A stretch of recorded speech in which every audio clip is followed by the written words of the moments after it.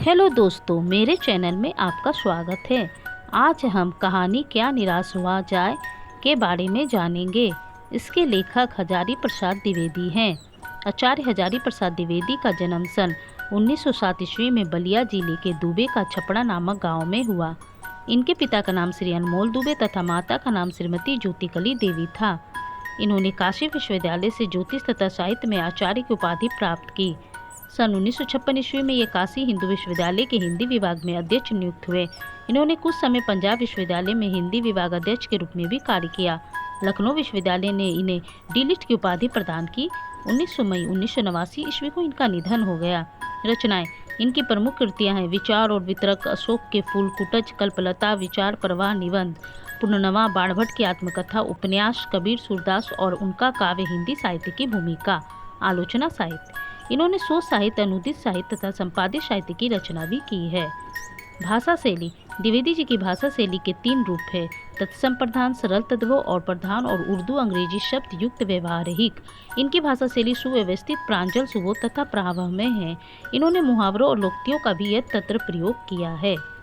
द्विवेदी जी को साहित्य अकादमी पुरस्कार एवं भारत सरकार द्वारा पद्म भूषण अलंकरण से सम्मानित किया गया है। निबंध का परिचय।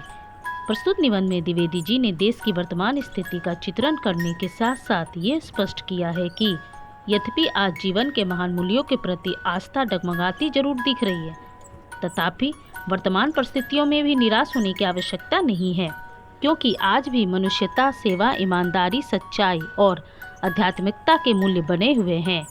वे दब अवश्य गए हैं, नष्ट नहीं हुए। अपने कथन के समर्थन में लेखक ने अपने साथ घटी 2 घटनाओं की चर्चा भी की है। निबंध का सार। द्विवेदी जी कहते हैं कि समाचार पत्रों में ठगी, डकैती, चोरी, तस्करी और भ्रष्टाचार के समाचारों को पढ़कर कभी कभी मेरा मन बैठ जाता है। लगता है देश में कोई ईमानदार आदमी रह ही नहीं गया है। जो जितने ही ऊंचे पद पर है उसमें उतने ही अधिक दोष दिखाई जाते हैं। स्थिति अगर ऐसी है तो निश्चय ही चिंता का विषय है।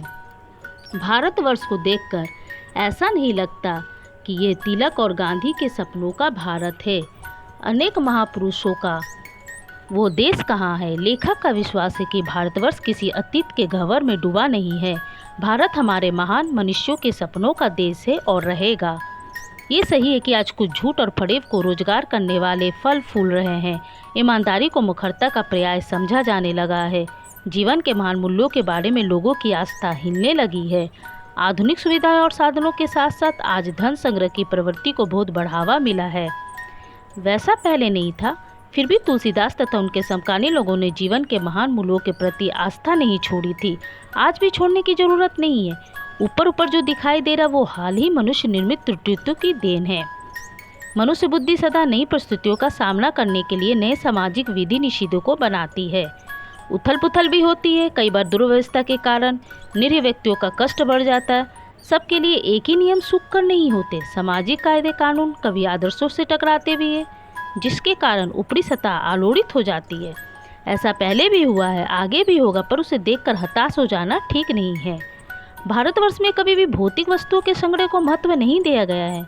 लोभ, मोह, काम, क्रोध आदि विकार मनुष्यों में स्वाभाविक रूप से विद्यमान रहते हैं, पर अपने मन को इनके इशारे पर छोड़ देना या इन्हें प्रधान शक्ति मान लेना निकृष्ट आचरण है।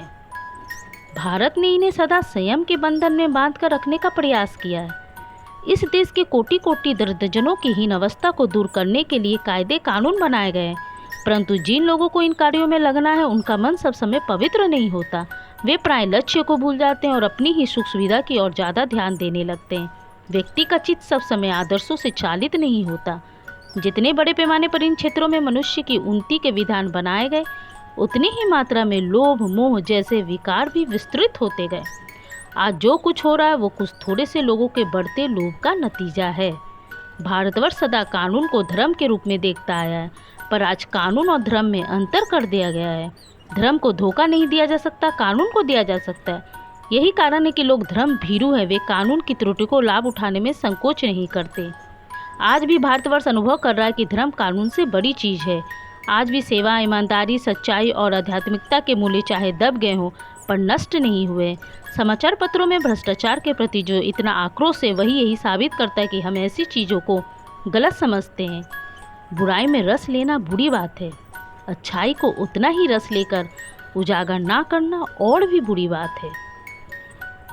एक बार लेखक ने रेलवे स्टेशन पर टिकट लेते समय 10 रुपये के नोट की जगह 100 रुपये का नोट दे दिया। थोड़ी देर में टिकट बाबू हर आदमी का चेहरा पहचानता हुआ लेखक के पास आया और अत्यंत विनम्रता से अधिक दी गई धनराशि रख दी। एक बार लेखक बस में यात्रा कर रहा था। उसके साथ उसकी पत्नी और बच्चे भी थे। कोई 5 मील चलने के बाद बस एक निर्जन सुनसान स्थान पर रुक गई। सभी यात्री घबरा गए। कंडक्टर एक साइकिल लेकर चलता हुआ बना। लोगों को संदेह हुआ कि 2 दिन पहले भी इसी स्थान पर बस लूटी गई थी। बच्चे पानी पानी चिल्ला रहे थे। कुछ नौजवान लोगों ने ड्राइवर को पकड़कर मारने पीटने की योजना बनाई। ड्राइवर घबरा गया। लोगों ने उसे पकड़ लिया। उसने लेखक से बचाने का आग्रह किया। लेखक भी भयभीत था, पर उसने किसी प्रकार ड्राइवर को मारपीट से बचाया। लोगों ने ड्राइवर को मारा तो नहीं, पर बस से उतारकर एक जगह घेर कर रखा। उसी समय देखा कि एक खाली बस आ रही है और उस पर हमारी बस का कंडक्टर भी बैठा है। कंडक्टर लेखक के बच्चों के लिए दूध और पानी भी लाया। यात्रियों ने ड्राइवर से माफ़ी मांगी और इस बस पर बैठकर बस अड्डे पर पहुंच गए। लेखक के जीवन में ऐसी कई घटनाएं घटी है जिनसे ये स्पष्ट होता है कि मनुष्यता समाप्त नहीं हुई है और लोगों में अभी भी दया की भावना विद्यमान है। लेखक कहता है कि वो ठगा भी गया, धोखा भी खाया, पर बहुत कम स्थलों पर विश्वासघात नाम की चीज़ मिली है। यदि ऐसी बातों का हिसाब रखा जाए तो जीवन कष्टकर हो जाएगा। कविवर रविन्द्रनाथ ने अपने एक प्रार्थना गीत में भगवान से प्रार्थना की थी कि संसार में केवल नुकसान ही उठाना पड़े, धोखा खाना ही पड़े, तो ऐसे अवसरों पर भी हे प्रभु ऐसी शक्ति दो कि मैं तुम्हारे ऊपर संदेह ना करूं। मनुष्य की बनाई विधियाँ गलत नतीजे पर पहुंच रही है, उन्हें बदलना होगा। आशा की ज्योति बुझी नहीं है। महान भारतवर्ष को पाने की संभावना बनी हुई है, बनी रहेगी। मेरे मन निराश होने की ज़रूरत नहीं है।